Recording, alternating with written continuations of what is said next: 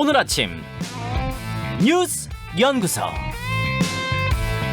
오늘 아침 뉴스의 맥을 짚어드리는 시간 뉴스연구소. 오늘은 뉴스쇼 고정 패널 뉴스톱 김준일 대표와 함께합니다. 어서 오십시오. 네, 안녕하세요. 아니 항상 둘이 계시다가 오늘 혼자 계시니까 좀 어색해서 예. 말도 안 나오네요. 얼굴이 좋아 보이시네요. 네, 저는 뭐 여름휴가 잘 다녀왔고요.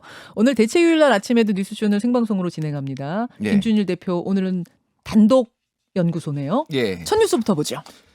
줄지 않는 확진자. 코로나 상황 연휴 동안은 지금 어떤 상황이에요? 코로나19 신규 확진자가 40일째 네 자릿수를 기록을 했는데요. 어제 0시 기준 신규 확진자는 1,817명으로 역대 일요일 최다를 기록을 했습니다. 직전 최다인 한 주 전 1,728명을 넘어섰고요. 지난주 수요일에 역대 최다인 2,223명을 기록한 뒤 5일 연속 1,700명을 넘었습니다. 예. 제주도는 18일부터 이틀 뒤죠. 4단계로 격상을 합니다. 제주도요? 예, 다만 오늘은 아마 1,500명대 정도 나올 것 같은데 검사 수치가 좀 줄어서 그런 것으로 보입니다. 그 모더나가 제대로 수급이 안 되면서 지금 접종률도 크게 올라가지 못하고 있는 건데 예. 모더나로에 항의하러 간 정부 대표단 귀국했어요? 예, 어제 귀국을 했습니다. 이거에 앞서서 어제 오후 1시쯤 미국 정부가 제공하는 얀센 백신 40만 회분이 먼저 인천공항에 도착을 했는데요. 네네. 어제 정부 대표단은 모더나사의 백신 개발 책임자들이 공급 지연에 대해 사과했다라고 했는데 구체적인 내용은 좀 밝히지 않았고요. 내일 오전, 화요일 오전에 이에 대해서 발표를 하겠다라고 했습니다. 예. 그리고 정부와 방역당국의 일각에서 제기되고 있는 위드 코로나에 대해서 거리를 뒀는데요. 어제 정례 브리핑에서 손영래 사회전략반장이 예방접종 상황이나 코로나19 치명률을 볼 때 방역체계 전환은 다소 이르다는 판단이다라고 말을 했습니다. 김부겸 국무총리도 어제 중대본 회의에서 네. 자칫 방역을 소홀히 한다면 확진자가 급속히 늘고 의료 대응 체계에 부담을 줄 것이다 라면서 위드 코로나에는 현재는 선을 그은 상태입니다. 뭐 위드 코로나라는 건 사실은 백신 접종률이 어느 정도 수준 올라간 후에나 얘기할 수 있는 거지 우리는 접종률이 워낙 떨어지니까요. 그렇죠.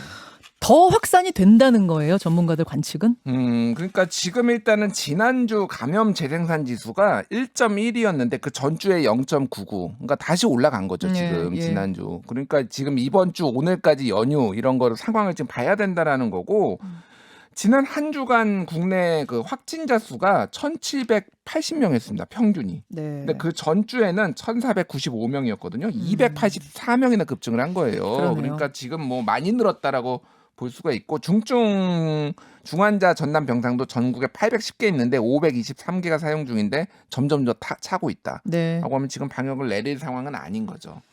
그리고 이제 모더나가 좀 이게 중요한데 왜냐면은 이제 사과도 사과인데 이거 들여오는 거 맞느냐 이제 이게 제일 궁금한 거잖아요. 아니, 사실은 모더나가 우리나라에 주기로 한 게 4천만 회분, 뭐 6천만 회분 굉장히 많았어요. 그렇죠. 이게 막히면서 지금 우리가 큰일 난 거 아닙니까? 그러니까 8월 달에만 한 800만 회분 주기로 했는데 예. 지금 그게 안 들어온다라는 거예요. 예. 절반 이하라고 얘기를 합니다. 그래서 일단 협상단이 만난 거는 CEO 스테판 반셀을 만나지는 못했고 아마 최고 사업 책임자를 만난 것 같아요. 네. 근데 그것도 이제 정확하게 지금 뭐 확인되지 않고 있고 어떤 얘기를 했는지에 대해서도 사과 의사를 모더나 측이 전했다라고 했는데 그 다음에 그러면 어떤 물량을 받아올 수 있는 그렇죠. 것이냐 이게 제일 중요하죠. 아니, 사과 받느냐 안 받느냐 이건 그냥 예. 자존심 문제인 거고 그거보다 그래서 언제 줄 건데 이걸 답을 듣고 와야 되는 근데 거잖아요. 그것도 어제 다 함구를 했고요. 어제 그제 그래서 지금 내일 오전에 발표를 한다라는 건데 글쎄 좀 뭐 아직은 좀 미심쩍지 않나. 이게 왜냐하면 모더나라는 회사가 백신 원료를 미국 정부가 직접 조달해주고 있습니다. 그러니까 미국 정부의 의지에 달려 있어요. 예. 근데 지금 미국 정부에 있는 물량도 대기가 모더나가 바쁜 상황이에요. 그러니까 미국의 그러니까 자국민한테 되는 것도. 예. 그러니까 이거를 한국한테 얼마나 줄 수 있을지 이게 협상력을 발휘했을지는 내일 오전은 좀 지켜봐야 될 것 같아요. 화요일 브리핑을 들어야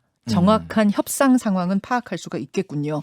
자, 이런 상황에서 어제는 광복절이었습니다. 경축사에 다들 주목했거든요. 내용 분석해 볼까요? 예, 꿈을 20번 꾸었다. 인데요. 네. 어제 76주년 광복절을 맞아 나온 문재인 대통령 경축사 주제는 대한민국이 이뤄가야 할 꿈이었습니다. 문 대통령은 꿈이라는 단어를 20번 얘기했는데요. 꿈이란 단어를. 예.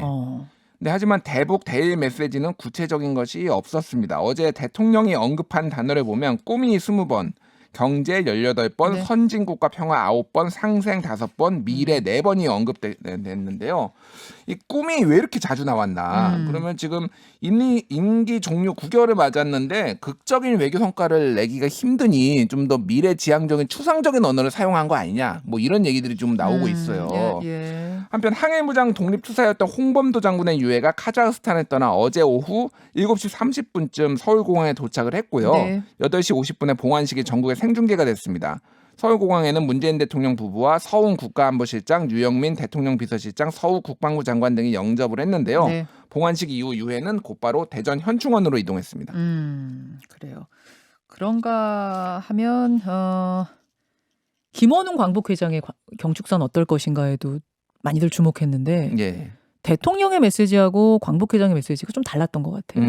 근데 아무래도 이제 광복회장 같은 경우에는 뭐 김원웅 회장의 개인 캐릭터도 있고 그리고 광복회장은 역대로 이제 뭐 강하게 이거를 경축을 하고 친일 청산을 얘기를 했죠. 그래서 지금 그 대통령의 이제 고민은 네. 외교 일본하고의 외교가 지금 꼬여 있는데 이거를 좀 풀고 싶어하는 그 유화 메시지는 계속 보냈잖아요. 네. 그래서 어제 내용들을 보면은 이런 얘기를 했어요. 이제 조선 건국준비위원회 부위원장의 안재홍 선생의 연설을 예로 들면서 우리 선조들은 해방 공간에서 일본인에 대한 복수 대신 포용을 선택했다. 이런 얘기를 했어요. 그러니까 일본에 대한 적개심보다는 이제 우리 같이 가자라는 거를 유화적인 메시지를 이렇게 낸 거예요. 네, 네. 그러니까 그런 부분들은 있는데 이게 2019년에는 아무도 흔들 수 없는 나라 얘기했고 2020년에는 대법원 판결을 존중해야 된다 이런 식으로 압박을 한 거에 비하면 상당히 유화제스처죠. 근데 그렇죠. 내용이 없어요. 그러니까. 근데 뭘 하겠다 내용이 없는 거죠. 그러니까. 자, 어제 광복절 메시지는 그러했고 정치권으로 한번 가보죠. 정치권. 국민의힘 이준석 대표의 녹취록 유출 논란이 뜨거웠습니다. 예. 이준석 대표 녹취록 유출 논란이 지금 계속되고 있는데 이게 어떻게 된 거냐면은 그 신지호 전 의원이 이제 탄핵 발언을 방송에서 했잖아요. 당대표 탄핵에 관한 뭐 이걸 뭐라고 해야 돼요? 그쪽에서 이제 오해라고 신지호 실장은 얘기하고 있는데 유추할 수 있는 그런 단어들. 듣는 사람으로 하여금 느끼게 하는 게 당대표를 탄핵할 수도 있다는 얘기야. 하겠다는 얘기야. 이렇게 오해될 만한 이야기를 했어요. 예, 그러고 그렇죠. 나서 그런 다음에 이제 이준석 대표와 윤석열 후보가 통화를 했는데 윤석열 후보가 전화를 했다는 전화를 거죠. 했죠. 예. 그러니까 일종의 이제 뭐 오해가 있었다. 그리고 앞으로 입단속을 시키겠다 이런 내용의 이제 대화를 했는데 이거가 녹음이 된 뒤에 이거가 대화록이 유출됐다 이런 의혹이 불거졌어요. 예. 그래서 이제 언론 보도가 됐거든요. 이런 내용들이 나왔다라는 거고 이게 이제 광범위하게 퍼졌는데 이에 대해서 이준석 대표는 대화가 길지 않아 대부분의 내용이 취재 과정에서 언론인들에게 전달됐고 그 부분이 문건화된 것으로 보인다. 녹취는 하지 않았다라는 입장이에요. 그러니까 녹취 파일을 유출시켜서 그걸 정리하게 한 게 아니라 하도 기자들한테 전화가 많이 오길래 이러이러한 내용이었다고 그냥 요약한 거 대화 형식으로 요약한 걸 돌린 거다 이런 얘기인 거죠. 예, 근데 이게 또 해명이 약간 바뀐 게 그 앞에는 예. 실무진의 실수다 뭐 이런 식으로 또 얘기를 했어요. 그래서 이게 녹취록이 있는데 뭐 실무진에 나간 거냐 뭐 이런 식의 또 이제 약간 오해 섞인 뭔가 어쨌든 녹취 예. 파일을 실무진한테는 준 거 아니야? 유출한 거 아니야? 라는 것과 아예 녹음 자체가 없었어. 녹취록 유출시킨 거 없어.는 전혀 다른 차원인데. 그렇죠. 예. 그래서 이거에 대해서 이제 국민의힘 내부에서도 비판의 목소리가 많이 나오고 있는 상황이라서 리더십이 좀 시험대에 오른 상황이고요. 민주당에서는 그 황교익 음식 평론가, 네. 맛 평론가가 경기관광공사 사장에 임명된 것을 두고 공방이 오갔습니다. 예전에 이제 황교익 평론가가 본인의 유튜브 방송에 이재명 지사를 이제 출연을 시켜서 약간 홍보성 방송을 한 것도 있고 그 전에는 방송에서 이재명 지사의 형수 욕설을 이해한다 이런 취재 발언을 했는데요. 실제로 가까운 사이인 건 맞는 거죠. 네, 가까운 사이인 거는 예. 맞는 거죠. 그래서 국민의힘에서도 뭐 비판이 많이 나왔는데 특히 이낙연 후보 캠프 측에서 이제 네. 강하게 좀 지적을 했어요. 경기지사 사퇴 거부 이유가 지금 이거였냐? 낙하산 인사, 네, 고은 인사. 내 사람 심기가 도민에 대한 책임이냐 이렇게 강하게 비판을 했고요. 또 경기관광공사 지원 자격이 올해부터 바뀌었거든요.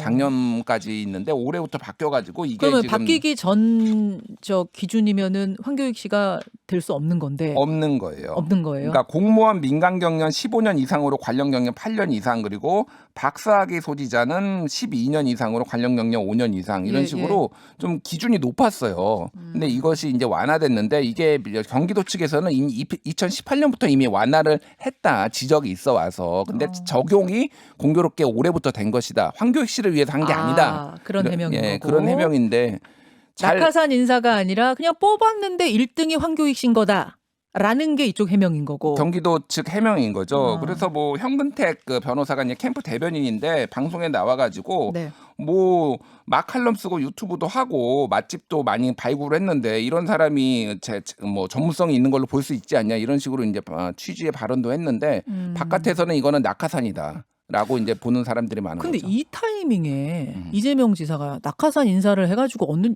이득이 뭐예요? 그걸 생각해 보면 좀 이해는 안 가거든요. 이걸 이제 음모론적으로 본다면 아니 대선 앞두고 이런 비판이 쏟아질 게 분명한데 왜 거기다가 자기 사람을 꽂아?